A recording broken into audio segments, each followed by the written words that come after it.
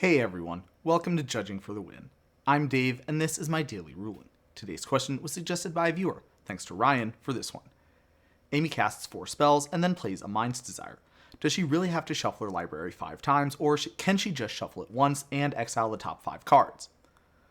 Okay, so as many of you will find out shortly, I don't like to slow play things. So I'll lead off with the answer, which is that officially you have to shuffle every time. But if this came up in an event that I was judging, I'd let the player shortcut it.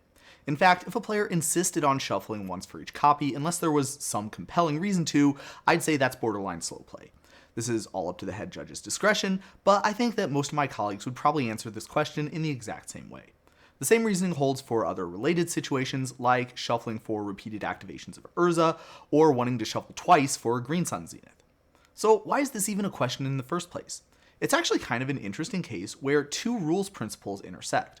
On the one hand, if a card doesn't use words like up to or may to indicate that something is optional, that basically means you have to do it. And I mean, that makes sense. If you could just not do something that a card says because you don't feel like it, then stuff like Oketra's Last Mercy wouldn't make a lot of sense.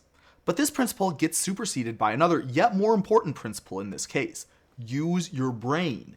It's not hard with basic reasoning to see that in the situation described in the original problem statement, shuffling for every Mind's Desire is redundant. Magic's loop rules are predicated upon the idea that it's possible to notice things like this and jump to the predictable final state instead of mechanically performing all of the game instructions as instructed, like a robot.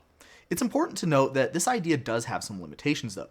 If we want to perform some sort of shortcut, we need to make sure that we progress to the end state that actually is equivalent to the one that would have resulted if we did everything properly.